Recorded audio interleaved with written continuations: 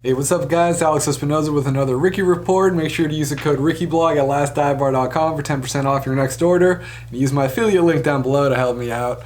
Alright, let's jump into it. Got a lot of A's news over the past week to talk about. And first of all, we're going to talk about how the A's have laid off reportedly about half of their staff, unfortunately. I mean, we saw this axe, we knew this axe was going to drop at some point. But Susan Slusser of the San Francisco Chronicle reported that shortly after the All-Star game, about half of the A's staff was informed via email, or just informed that they, their job's going to be terminated at the end of this year. They're going to get laid off. And according to Slusser, the departments that are going to be affected the most are ticket services, finance, stadium operations, marketing, sales, legal, and community relations. So this was kind of expected. We had an idea this was coming since the A's are obviously moving to Sacramento for next year. And Pratt also reported in April that layoffs were likely incoming. So here's one quote from an employee told Slusser, "I've been here more than 20 years. They're moving 70 miles away, and I can't find a way to keep my job. That's just a joke." And another one called it beyond awful. So. But it looks like there's a little bit of discrepancy of what the severance packages might be, or if there might even be one in the first place. Because Slusser reported that employees will receive a month of severance pay for every year that they work for the team, up to 12 months, along with matching COBRA benefits. But Last Dive Bar shared a copy of an email that they got from a 20-plus year employee, so maybe it's different employees have different emails and stuff. Slusser reported that employees would be let go on October 31st, but the Last Dive Bar email said October 2nd. And also, as I said, Slusser outlined some potential severance packages for employees, but according to the email sent to Last Dive Bar, it says, the A's told employees, quote, "We are working closely with our partners at the Coliseum to develop a severance program for those employees who meet criteria based on a year of service and hours worked." So that sounds like it's kind of more gray area, like they haven't fully determined the severance package yet, but either way, I just hope employees get taken care of. But then again, this is John Fisher, the only guy in the middle of the pandemic who stopped $400 a week, weekly stipends to his minor leaguers, and he only reversed course after getting called out for it in public. So, I just feel bad for all these people who've been there for decades, and now they're just kind of getting tossed to the wind. And I feel like just given that it's in Sacramento, I feel like they should have just given the option to retain, giving people the option. If you want to stay, you can stay, but if not, we'll find somebody else, kind of a thing. But it doesn't sound like that's really going to happen. According to the Chronicle, Scott Osler, the A's either told him or they've said that the River Cats employees will be taking up, a lot of, some A's employees' jobs, and the Kings employees might be involved as well, since Vivek Ranadive owns both teams, and now he's welcomed the A's in for, kind of giving them shelter for these next 3 to 4 seasons until they try to get to Vegas. So it's worth noting the River Cats recently posted a business development director position on LinkedIn, and among the listed responsibilities is MLB special projects and selling tickets for the A's. So and the position pays around $68,000 a year. So looks like that person will be doing double duty at a normal salary, in Northern California. So again, that just kind of seems like a cost-cutting move for the A's and John Fisher, and we've already seen them let go longtime radio broadcaster Vince Cotroneo, who was with the team for 18-plus years, and he wanted to come back, but his contract wasn't renewed. And on Monday, Last Dive Bar, they unfurled a huge banner, and Ken Korak and Vince had a quick little moment about it during the broadcast on Monday. Speaking of Mount Davis, they did unfurl the nice "Thank You, Vince" banner out. Yeah. Bleachers today. That's right. Yes, they did. And I say thank you back. And it's really cool what Last Dive Bar did. Rob Roberts of 33 Custom Bobbleheads made this really cool custom bobblehead of Vince and his son Dom, who is also a pregame and postgame radio broadcaster for the Milwaukee Brewers right now. So really cool stuff. And this is just another example of it, why it sucks the A's are leaving Oakland. I mean, they have such a unique fan base that really goes all in and tries to commemorate what's special and hold on to what's special and has these traditions and stuff like that. And man, it's just too bad what's happening. And I've been told to expect more big shakeups too. From the A's, so this isn't just the Vince thing and these layoffs. I think there's going to be a whole bunch changing by the time the A's get into Sacramento next year. So It really sucks. I worked a few games earlier this season in the press box, and there's just kind of this weird pall about it. I mean, it's still a fun place to work. It beats working at an office or whatever. You're still at a big league baseball game. It's still great, but there's still like these, few like 90% is normal, and there's still this 10% where it's like you kind of look around, make sure the coast is clear, and you have honest conversations with people about how much it sucks what's happening there. So. It's just too bad. I feel bad for these employees, and I hope, who knows what's going to happen with the groundskeepers and, all these classic security guards. And, when all this stuff is happening, it just makes me think of, classic employees like Steve Vucinich and people behind the scenes like Debbie Gallus. They've already left a few years ago, but like in the 2010s, it was just like a whole different vibe. And, there's people like Deetra Page and Clay Wood and a lot of the grounds crew, a lot of the security guards like Gus and Eric and William. Like, I don't know, these are people who I know who have been there the whole time since I started covering games in 2010. And I just really feel for these people and hope they have some sort of security or some sort of good closure and not just kind of feeling like they're getting booted out the door. That's the biggest thing. So, I feel for everybody who got laid off. I mean, I feel like a lot of people kind of knew this was coming, but this part is never fun. I've been laid off a couple times and not a great feeling, but I hope everybody's all right. And because it's really those people behind the scenes that really made the A's a really special franchise. Of course, in the fans and everything, but when it came to the organization, there was really, really something really cool and special and family feeling in 2010s, and it's not there anymore. So the A's are really just, killing everything that made Oakland great, and all right, so shout out to those employees. I hope everybody ends up on their 2 feet and everything's all right. So, all right, and on to some Vegas A's news. Looks like Bally's might be in better shape to fund a possible casino resort on the Strip, as they're making a reported $4.6 billion deal with a hedge fund called Standard General on Thursday, as this hedge fund has bought out the outstanding shares at $18.25 a share.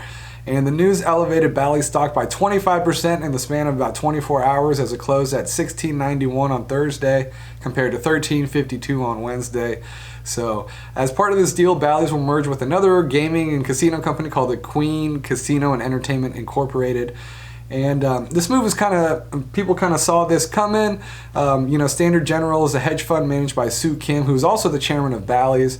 And it sounds like it has given Bally's kind of some new life because just in the course of a week, they've undergone a massive company transformation.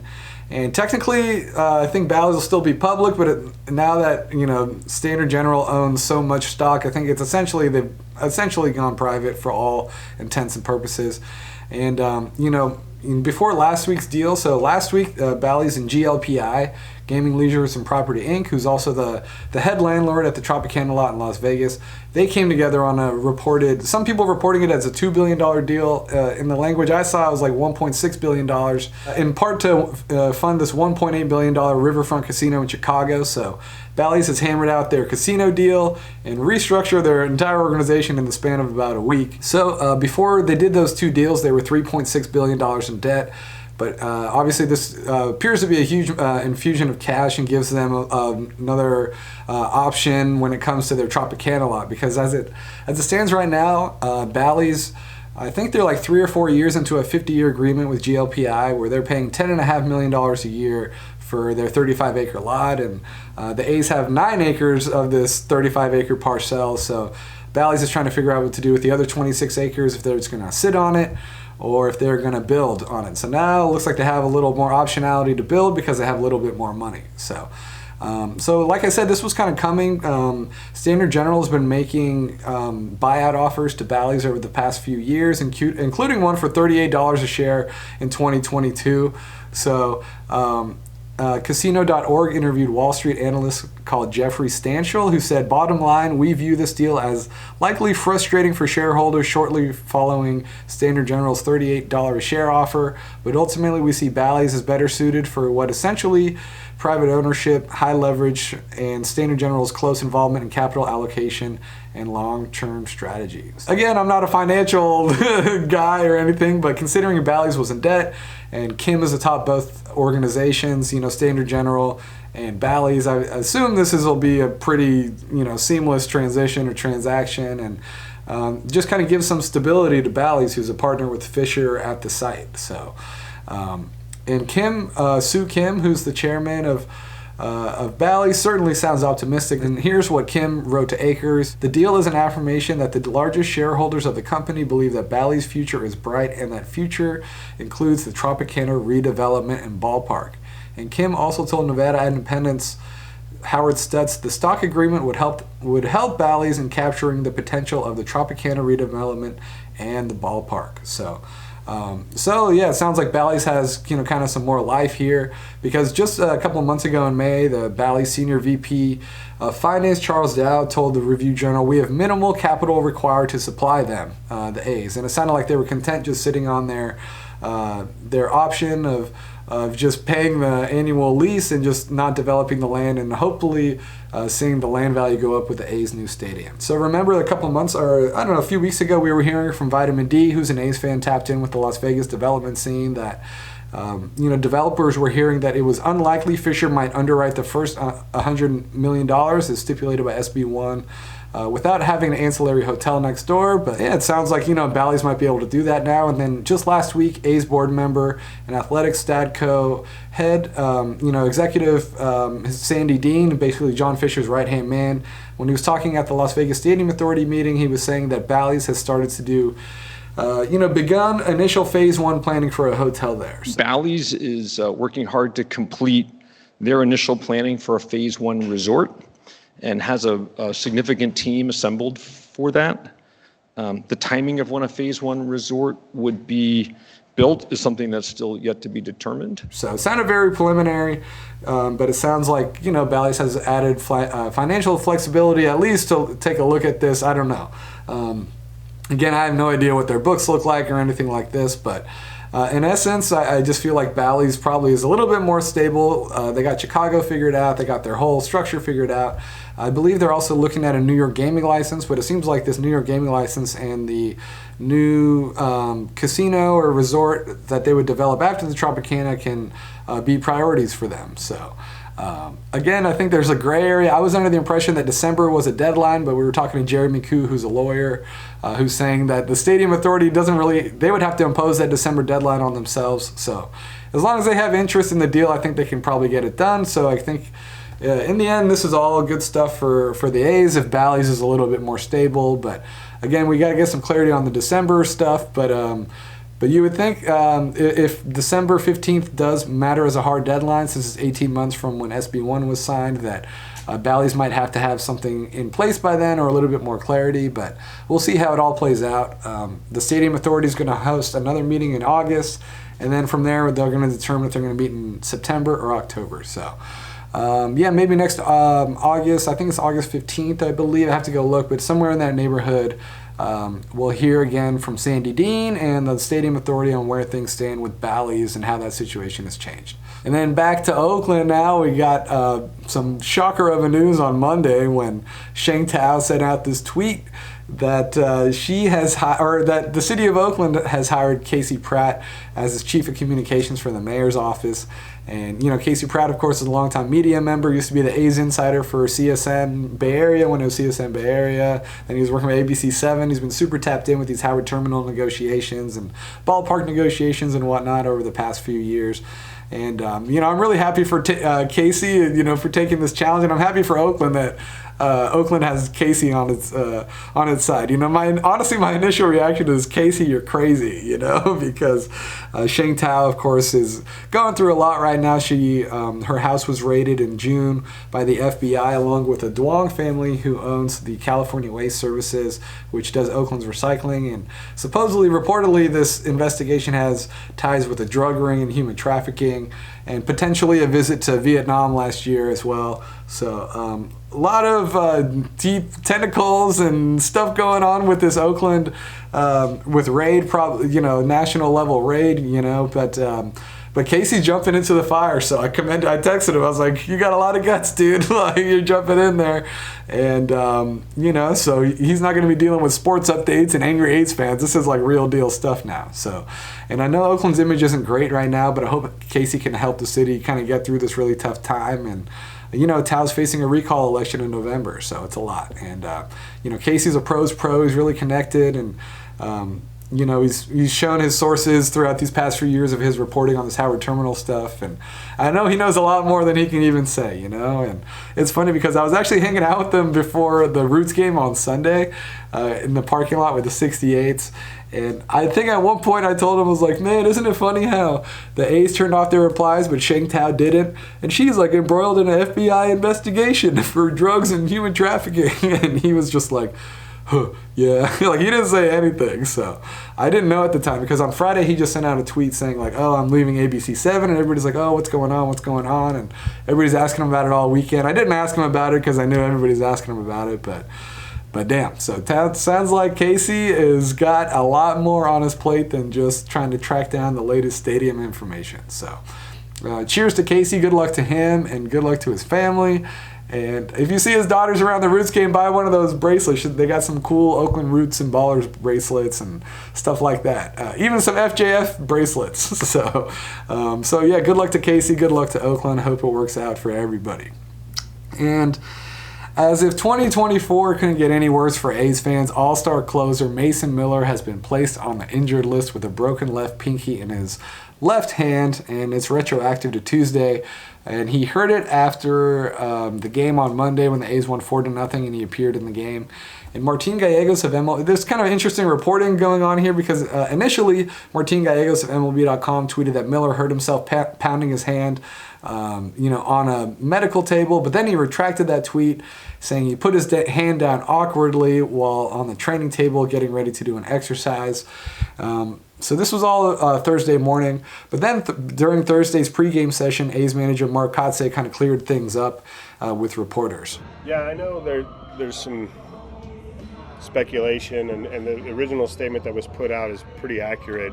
I believe maybe Mason's agent may have, thought differently and made a statement of his own, but how we do things here in this organization, we tell the truth, and the truth is, Mason post-game Monday night after being done with his pitching came in, the training room, was going through his recovery, was reminded that he had a post-game lift to get in. Out of a little bit of frustration, he just kind of pounded his fist down on a padded training table, which, out of emotion, we've all been there, done it, and unfortunately, it resulted in a fracture in his non-pitching hand in his left hand, in or around where his pinky area is, which, unfortunately, he's not able to squeeze his glove and has gotten himself put on the IL. So shout out to Kotsay for the honesty, as he said that Miller is in a cast and will be reevaluated in 2 weeks. And it really sucks for Miller. He's only 25 years old, but the rookie is probably the best reliever in the game right now. I think Paul Skeens is probably the most electric starter, but Miller, I think if you would ask people around the league, he's probably the best reliever in the game right now. Of course, he's got this crazy baseball savant page. He leads MLB with 306 pitches over 100 miles an hour. And at least we got to see him in the All-Star game recently, and he had a 1-2-3 inning. This kind of struck me as weird because, the fact that he got hit that out of anger, especially after just figuring out he has to go to the weight room. It's like, oh, you got to lift weights. He's like, oh, God damn it. And he just hit his wrist. Like, I don't know. He just seems like such a level-headed, cool guy all the time, Miller, and I've only interviewed him a couple times, but he seems like super-duper chill, like heart rate of 0 kind of guy. And so I don't know. It's just too bad, but I mean, he was having such a great season, but damn. So, yeah, that's too bad. And, the trade deadline, I'm recording this on Thursday evening, and, the trade deadline's less than a week away. It's on, I believe, Tuesday at 3 p.m., but it doesn't sound like, Miller's, I doubt, the A's, they probably lost a lot of leverage. If they had, I don't think they were planning on trading him anyways, just listening to David Forst. He joined Chris Townsend on A's Cast earlier this week. And, it sounds like the A's won't be dealing like they usually do. This fire sale might be over. We'll be opportunistic. We may do some things, but I think anyone who expects that we're going to, continue to just move guys out and, turn them over for prospects is probably going to be disappointed in the next week, because there's guys here we think are going to be part of the team for, beyond this year. Yeah, and they're under control. Like, everybody is controllable. Like, you're not dealing with the free agency or whatever. I mean, and you want to have, you're going to a new place. I mean, it's something we're not going to get into, but I mean, you want to have some sizzle on the steak. For sure. You're getting a lot of calls though, aren't you? Yeah. So, the A's, under this, the Billy Bean, David Forst era, it's generally, they have a good team, then they sell it off, and they build up. So right now it sounds like the A's are really in this build-up phase. They're going to try to keep on to this core, at least through Sacramento, and then maybe into Vegas. Who knows? I mean, Miller's got under club control for the next 4 or 5 years. So, but it's just too bad the A's can't have nice things. I mean, their 2023 draft pick, Jacob Wilson. I was actually sitting at diamond level for the first time in my life, and got to see Wilson come up there for his first ever AB, but unfortunately he got a single, which was great, but he got hurt when he was running around the bases to score a run, and he was limping on his way out and hurt his hamstrings. I hope he gets back soon, but yeah, Forts was talking because I guess, the A's also had their draft this week, and they got their first round draft pick, Nick Kurtz from Wake Forest, and they also got a second rounder named Tommy White. And both of those guys, according to Dan Vietti, as he sent out in this tweet, are now the highest paid hitters in the A's organization. So yeah, a lot of stuff going on with A's draft picks and stuff. I mean, Wilson's having a crazy minor league career, shot up in a year, and he was hitting 400 at every level. He barely strikes out. I really want to see Wilson. He's like an old school, kind of see him just join this young A's core. I mean, they have a pretty exciting core coming up right now, and you can see it. It's too bad this new Oakland team is coming together right as they're leaving Oakland. You got Lawrence Butler going off. I mean, yeah, Lawrence Butler's pretty much, I think he's going to be in the running for Player of the Month this week. He was already Player of the Week. Had a crazy game earlier this week. He fell a single short of the cycle, and they even walked him in his final at-bat, which is too bad. But he had a crazy throw, too. So, Lawrence Butler, they got Soderstrom's kind of turning it on. Shea Langoliers is pretty good. You got Zach Geloff. You put Jacob Wilson in there, and J.J. Bleday's still pretty young. Maybe Ruiz can figure it out. I mean, you got an exciting team here, and Brent Rooker I think he's got the 5th highest WRC plus, weighted runs created plus in the whole league. I mean, the A's have got a fun team. It's just too bad that you can't really get invested in it anymore. And they're playing winning baseball in July. So that's what's going on with the A's in their final year in Oakland. And speaking of Sacramento next year, it sounds like the A's players are still kind of in the dark about it. Sounds like the A's haven't really had a talk with their players yet about their future settings in Sutter Health Park. Players are notoriously short-sighted. They're just focused on their next at-bat or their next start or whatever, or their next rest day as a pitcher or whatever, the next off-day work. But it was surprising to hear that they really, it sounds like a lot of them didn't know that they were playing on synthetic turf next year outdoors in Sacramento. Charlotte Varnes of the San Francisco Chronicle spoke to various A's players who seemed to have little to no info about the move. It sounded like she was the one who told Lawrence Butler that he'd be playing on turf next year. He said, "That's crazy. I'm not going to like that at all, to be honest with you. It's going to hurt. You're going to feel it on your body. It's going to be super hot." And she went on to say that 4 A's players told the Chronicle they know little about the team's move to Sacramento. Multiple players asked about the surface, including as to whether it's similar to Tampa Bay's turf and if the mound is artificial. So they have a San Francisco Chronicle sports intern, Charlotte, she's wrote some really great articles. Really like her work so far. But I think it's crazy that she's the one informing the A's players about this, and not some team official. But what do I know? Maybe they're just like, we'll figure it out next year or something like that. So, most players don't like turf anyways, but being in the triple-digit heat next year is going to be a whole other beast because, there's only, I think, 5 other clubs with artificial turf, but they all got roofs over their heads. So Sacramento's going to be a different beast. So, by my count, given MLB's rules and with the CBA and on getaway days and travel rules and restrictions and stuff like that, and how Sundays every game except for primetime has to start at 1:15 p.m. I think the A's are going to have at least 17 home games next year. So, but it's just kind of crazy. It doesn't seem like the A's have had just kind of conversation with the A's like, hey, this is what's going down. kind of let them know, maybe let their families know what to expect for next year. So you would think that, playing on synthetic turf would have been part of that conversation, but who knows? And then just to get some kind of progress report on what's going on in Sacramento. Last week, a fan sent me this photo of construction that's taking place beyond the left field wall at Sutter Health Park. Vitamin D, of course, he's a real estate developer, really tapped into this stuff. He sent out this this description. It sounds like the A's applied for a permit for a ballpark extension, or a clubhouse extension, excuse me.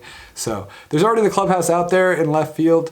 I remember at least 15 years ago, the A's used to be out there. I don't know who's out there now, if it's visiting or home. So it looks like they're just going to extend that another 20, 30 feet or however big that is down the left field line. I heard that used to be like a patio area, but it looks like they cleared it out. And I believe that they're going to be building a new home clubhouse behind home plate area, something like that is what I read. I actually want to go to Sacramento some point soon, the next few weeks. I think the Aviators are coming there in about a month. Or they got a couple homestand. They got some homestands coming up in a couple weeks, but I kind of want to go up there myself and check it out. So we'll see what happens. But as I record this, the A's just opened up a 4-game set at Anaheim, and it's crazy. They only have 28 home games and 4 homestands left. So. And as some fans have noted, prices are starting to get pretty crazy for the final game. As JVB43 noted, as of earlier this week, there's less than 1,000 tickets left now, and third deck tickets are going for about $104. So this is getting some national attention too on the Baseball is Dead podcast. Jared Carabas, he highlighted a tweet by Gamer Athletics Gabe Hernandez, who pointed out that it's $104 for a ticket now these days. And but this is what Carabas had to say on his Baseball is Dead podcast. He actually co-hosted it with Braden, Dallas Braden. And Braden, of course, is a color commentator for the A's for NBC Sports California, so he can't really say anything. Pretty much a team employee, but this is an interesting quote, I thought. Face value. They've bumped up the... I could understand if, the ticket was $8 in the third deck, and then on a secondary ticket site, it was $104 to sit up there. It'd probably be more, but the Oakland A's are bumping up the ticket prices. They're price gouging their fans in the That's the most Oakland A's way to go out. We are price gouging our own fans in the final game in Oakland. Despicable. Disgusting. Wow. Reprehensible, I would say. It's so it's tough to even address for me because because it's the Oakland A's. So I guess I have to do it like this. If this were Team X leaving from Sport X, from City X or whatever, and it was the last opportunity for a business entity to make money, and you knew that everybody was going to be interested in being there, and that your literal last ticket is going to be the hottest ticket, I think we all understand from a business perspective how that might go. And I think that's what's happening here. So I can, as much as it doesn't feel great, as much as I think is obvious, I mean, this is business, right? This is capitalism. Yeah, I guess. I mean, outside listen, of that brother, ugly C listen, word, brother, of all the takes, that's we will mark that down as one of them for sure. It's up there. Yep. God bless you. Yeah, I can't. It's just, yeah, I've seen a lot. I have seen a lot, man. I can't tell you that I am surprised. Man, I really do feel bad for Dallas. He's really in a tough spot. I know he wants to speak up because, he gets the A's. I mean, he threw that perfect game. He's from Stockton. He understands the franchise. He understands fans' plight. He gets it more than Dave Cavill and John Fisher ever will. Braden gets it, but, he wants to keep his job and keep being a color commentator. There's only 30 MLB color commentator jobs, and he's got one for his team in California. So I don't blame him. for biting his tongue there, but tough spot for him. But he does have a point about dynamic pricing. I mean, if you just look at Friday's game for third deck against the Dodgers next week on August 2nd, it's already $62, and I think it's like $29 for when the White Sox come into town the week after that. So in the end, I think the dynamic pricing is just kind of screwing over A's fans for the final game, and I don't know if the A's are responsible for that, if it's like AI or how those prices are determined, but anyways, it just kind of sucks, A's fans just kind of getting kicked in the butt. Angels writer Sam Blum recently sat with right field Will about this being the final season in Oakland. He wrote a great article, and Lawrence Butler actually gave Will a shout out. He said he's been amazing. He's been amazing, man. A diehard Oakland A's fan, always supporting us no matter what. They still come support us, even though a lot of them don't want to. Not because of us, meaning the players, but because of all the other things going on. He still comes out to every game. And supposedly Will tried to get a selfie with David Force, but Force declined, which is too bad. And the A's declined to explain Force's perspective on the interaction, but did provide the general statement about the fan base, saying, "The A's will always deeply appreciate the unwavering support of fans. We understand how difficult the last season at the Coliseum is, and we support fans in finding their ways to celebrate their love for this team." So, still waiting on that fan celebration.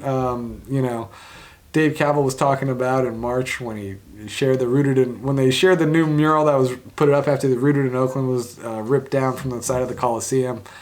Really haven't given much of an effort beyond these Alumni Sunday events, which has been cool to see a lot of alumni, probably 10, 12 alumni come through, or even more with the 74 reunion, but there hasn't been any over-the-top, olive branch or anything that the A's have extended towards their fans. So this is their last season before they go to Sacramento, and it's too bad, but this is what it is, So heartbreak's never easy, so this sucks. But anyways, hope you enjoyed that Rickey Report. I'm Alex Espinoza. Use the code RickeyBlog at lastdivebro.com for 10% off your next order.